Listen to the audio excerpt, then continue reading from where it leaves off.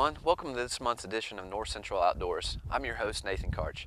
Today I want to discuss a topic of waterfowl hunting. I'm going to kind of discuss from basically the rules and regulations side of it to licensing, and just dive right into that. But first, before we go into that discussion, I want to give you a brief update on our deer hunting season so far.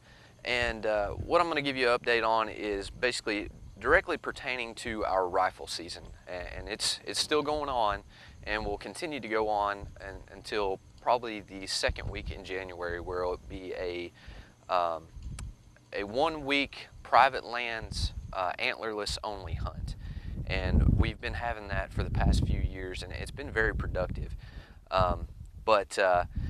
So far in this season, from the beginning of rifle all the way to today, I ran the numbers, and we are sitting at about 65,000 deer killed statewide so far, which is pretty much on par from last year. I ran the numbers from last year, and again, that's directly from the beginning of rifle season all the way up to today. Or what would correspond to this day last year, and it was running about 66,700. So almost 2,000 deer lower statewide than last year, but they fluctuate. There's no need for concern over that. We've had, kind of just different weather than last year as well. I know the rut has been way more productive this year than last year, but during the late season last year, we had a lot better days than we've been having, because today is very warm for this time of year. Of those 65,000 or 66 and 65,000 deer between last year and this year, about 43,000 of those were bucks in both years. So we're right on track for bucks on both years. That hasn't really fluctuated hardly at all. But we're getting into the time of year where temperatures should start being a lot colder and kind of maintain the colder temps at night and during the day. That being said, we're kind of hitting the post-rut period. You'll still catch a few bucks that are chasing does, maybe one particular doe that's kind of late and going into heat. And they'll be running those does, but for the most part, the rut is done. Most of your mature bucks, your larger bucks that you might have seen on trail camera earlier in the season, they're probably going to go nocturnal. Hopefully, you'll catch them off guard, maybe during the early morning or late afternoon hunts, but they might go nocturnal. But hopefully you have an opportunity at those. If you haven't had an opportunity to get outdoors, I encourage you to do so. It's still a great time to get out there. And with the colder temps, it's a fantastic time of year to fill the freezer full of meat if you haven't done so already. With the liberal doe harvest, especially here in the Middle Tennessee region, all the way over to West Tennessee, it's fantastic. And you can harvest up to 3 does per day, and that'll give you a great opportunity to, put some meat in the freezer. With the antlerless harvest, we do encourage you to actually harvest a doe. I'm no person to tell you whether or not you can harvest a buck or a doe if you have a buck tag, but due to the 2-buck rule and the 2-buck limit that we've established, we're trying to establish a trophy population of bucks here in the state, and that's why we've kind of veered off to a more liberal doe harvest, and it seems like it gets more liberal every year. So if you're wanting to hunt for the sole purpose of meat, we do encourage the doe harvest and let the bucks roam. We try to please everybody because we are trying to establish that trophy population of bucks for the trophy hunters, and then the meat hunters, obviously they don't care about antlers or anything like that, so we have the liberal doe harvest for them, and we have a tremendous amount of deer in the state as well. So that's why we have that. But that kind of concludes it for the deer hunting season of 2018 so far.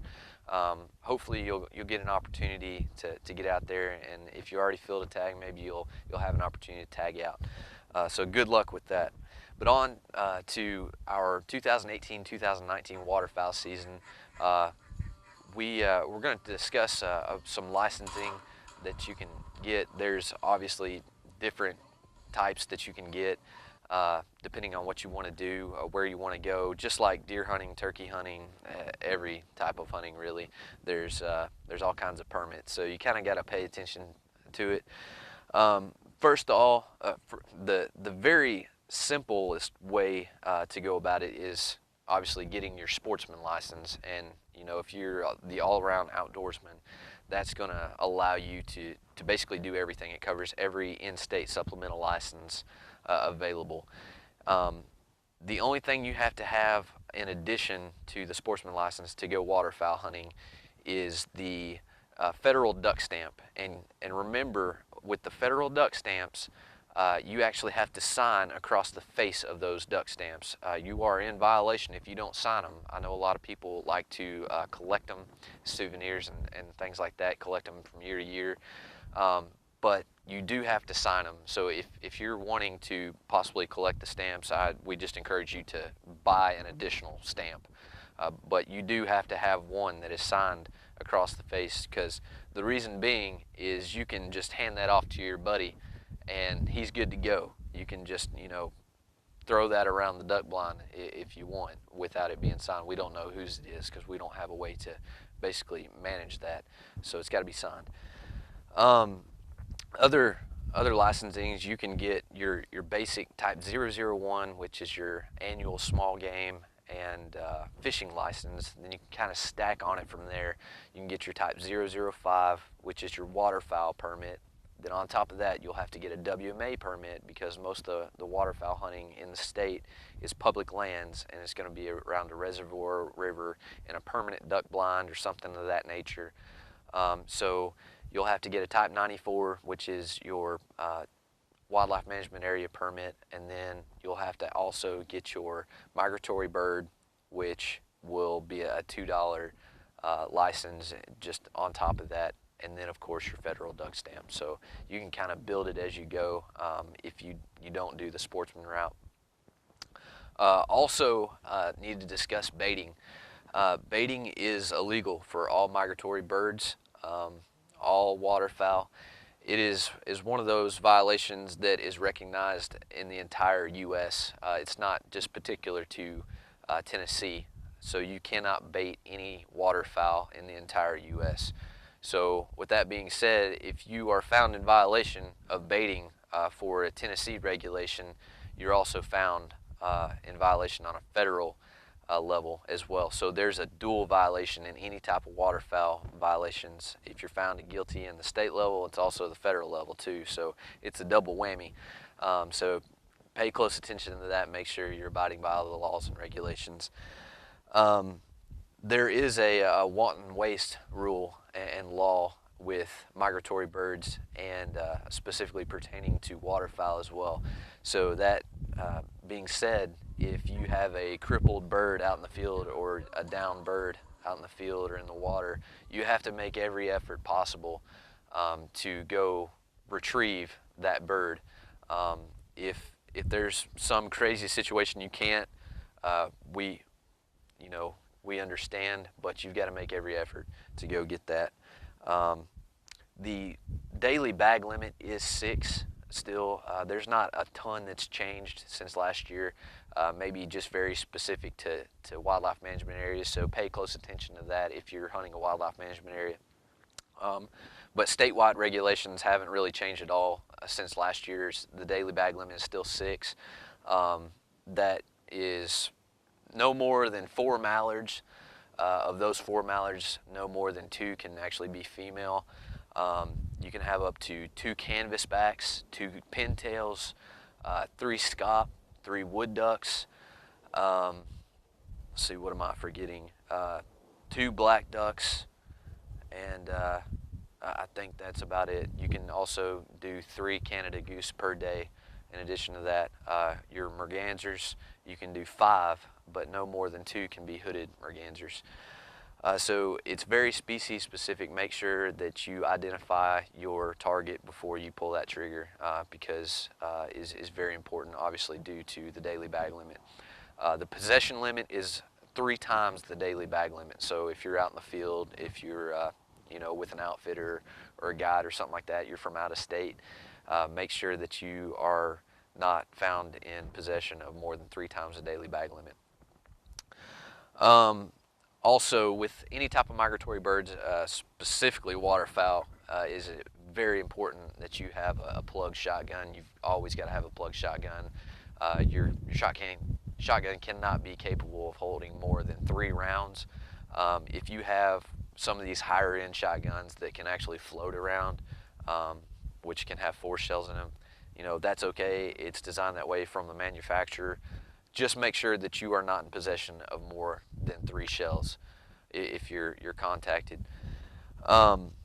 Also, you can have steel shot, tungsten, things of that nature. You just cannot have lead shot for migratory birds. No lead shot whatsoever. So if you use the same field bag for dove hunting as you do for waterfowl, make sure you clean out all your lead shot. So if it's not necessarily if you're shooting lead shot, if you're even found in possession of lead shot, if we go in and go check for compliance in a duck blind, you're found in possession of lead shot, you're in violation. So make sure that you don't have any of that.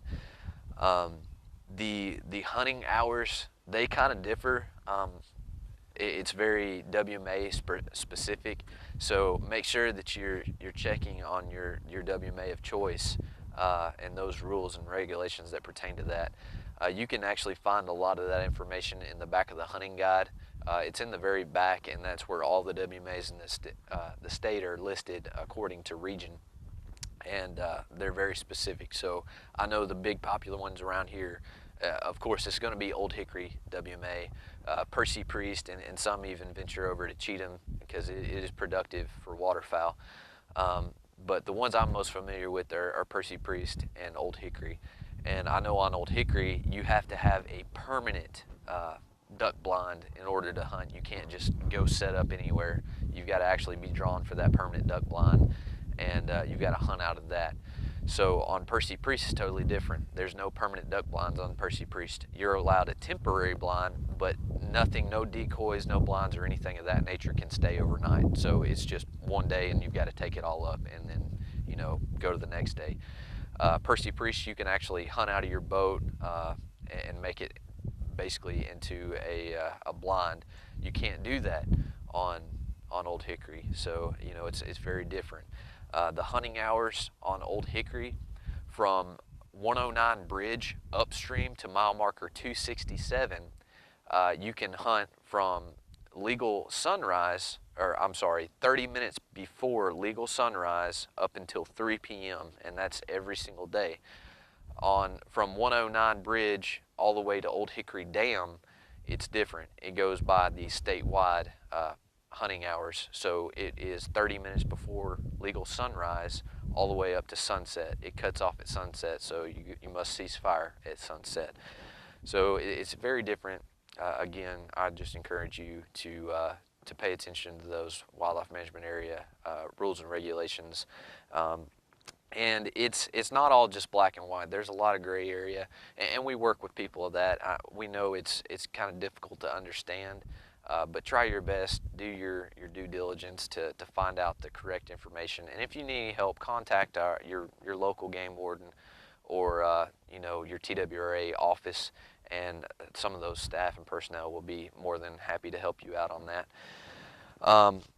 Also, make sure that you're not using any electronic calls.